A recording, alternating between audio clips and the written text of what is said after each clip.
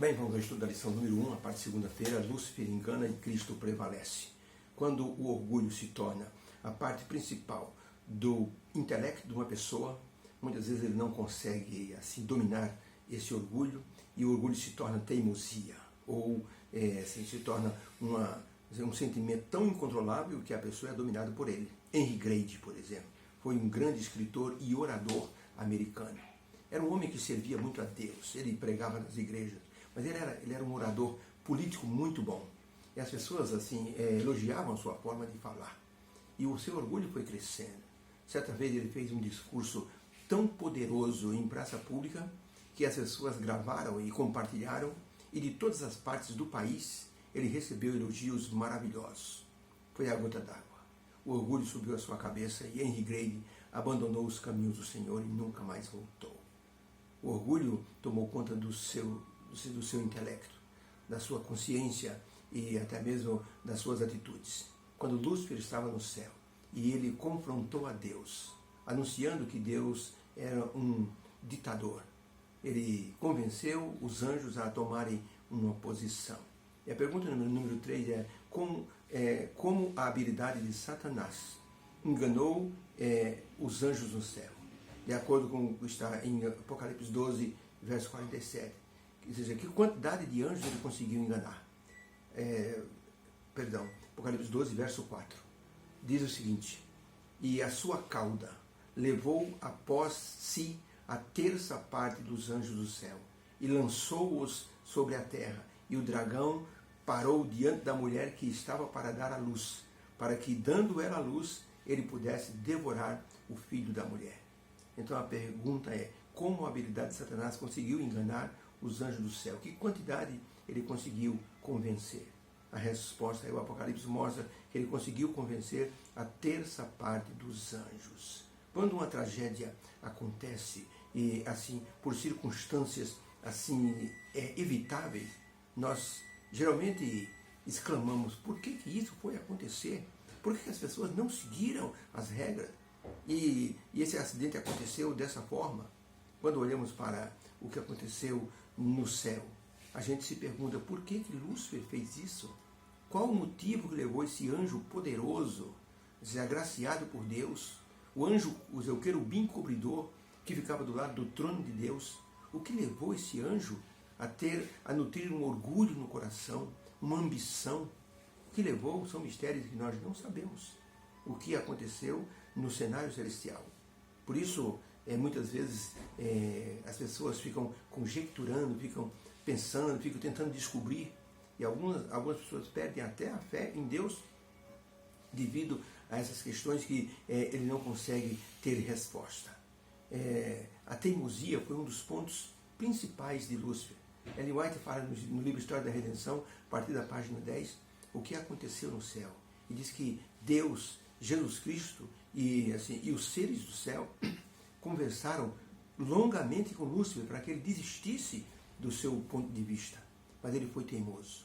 Como a dizer assim: até onde eu vim não dá mais para voltar. Eu tenho que ir para frente agora. E ele resolveu confrontar Deus. Quando a teimosia existe, os estragos são inevitáveis. 2 navios colidiram no Oceano Pacífico em 1986. Os 2 navios estavam na mesma rota. Só que os 2 comandantes se comunicaram um com o outro. Um dizendo: desvie o seu navio para a direita. O outro dizia: não, desvie você. E eles só perceberam quando não dava mais para evitar o choque. Os 2 navios bateram de frente e muitas vidas foram ceifadas. A investigação descobriu que tudo o que aconteceu poderia ser evitado se um dos comandantes tivesse cedido ao pedido do outro. Mas os 2 eram orgulhosos e não queriam ceder de forma alguma. É até contada a história de um navio que viu uma luz na frente, imaginou que fosse um outro navio, e o comandante desse navio deu ordem para aquela luz que vinha à frente, dizendo: se você está nessa rota, pode desviar que eu estou passando. A pessoa do outro lado respondeu: é melhor o senhor mudar de rota. O comandante do navio, do primeiro navio, disse: quem deve mudar de rota é você. Eu sou o major principal da Marinha dos Estados Unidos. Mude você de rota. Você sabe com quem você está falando? Então, do outro lado, a resposta veio: é melhor o senhor mudar de rota. E o comandante aqui disse, eu não vou mudar de rota. E a responsabilidade vai ser sua se houver uma colisão. A outra pessoa do outro lado respondeu, é melhor o senhor mudar de rota. O senhor está falando com o gerente do farol. E se o senhor não mudar de rota, o senhor vai bater contra as rochas que tem em volta do farol. Aí então o comandante tomou a decisão e mudou de rota. Ele ia bater de frente. A teimosia. O orgulho é uma coisa que destrói o ser humano. O orgulho promete elevar a pessoa, mas é o que mais derruba a pessoa, é o orgulho. Na história do grande conflito, diante dos acontecimentos que aconteceram no céu, nós podemos dizer que por um momento a escolha foi assim um dos sentimentos que mais pesou na balança. Os anjos teriam que escolher a quem eles seguiriam, que voz eles ouviriam, a voz de Cristo ou a voz de Lúcifer. Os anjos reais seguiram a voz de Cristo e obedeceram e ficaram com Jesus. E aqueles desleais seguiram Lúcifer e foram lançados na escuridão. Pergunta número 4. Dentro do grande conflito, que princípio as pessoas têm que enfrentar? O princípio da escolha. Olha o texto de Gênesis 2, de 15 a 17. E tomou o Senhor o homem e a mulher e os colocou no jardim do Éden para o lavrar e o guardar. E ordenou o Senhor, dizendo ao homem, de toda a árvore do jardim podereis comer livremente, mas da árvore do conhecimento do bem e do mal, que está no meio do jardim, vocês não podem comer, porque no dia em que vocês comerem, certamente morrerás. Um poder de escolha. No livro de Êxodo 32, 26, outra escolha.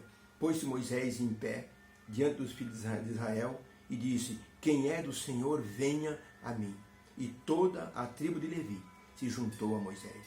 Também é o poder da escolha. Josué 24, verso 15. Josué disse ao povo, porém se vos parece mal servir ao Senhor, escolhei hoje a quem sirvai. Ao Deus a quem servimos ou aos deuses que os vossos pais serviram no Egito. Eu e minha casa, porém, serviremos ao Senhor. 1 Reis 18, 20 e 21. Então disse Acabe, eu convoco todos os filhos de Israel, para que possam estar no Monte Carmelo. Então Elias disse a todo o povo, até quando cocheareis entre dois pensamentos? Se o Senhor é Deus, segui. Se o Baal é Deus, então vocês podem segui-lo. Porém o povo nada lhe respondeu. Apocalipse 22, 17. E o Espírito e a noiva dizem, vem. E quem ouve, diga, vem. E quem tem sede, venha. E quem quiser, tome de graça da água da vida. Também o poder da escolha. Então a pergunta é, como o grande conflito nos mostra o grande princípio que as pessoas têm que enfrentar? Esses textos que nós lemos nos ensinam que todos têm a liberdade do poder e o poder da escolha.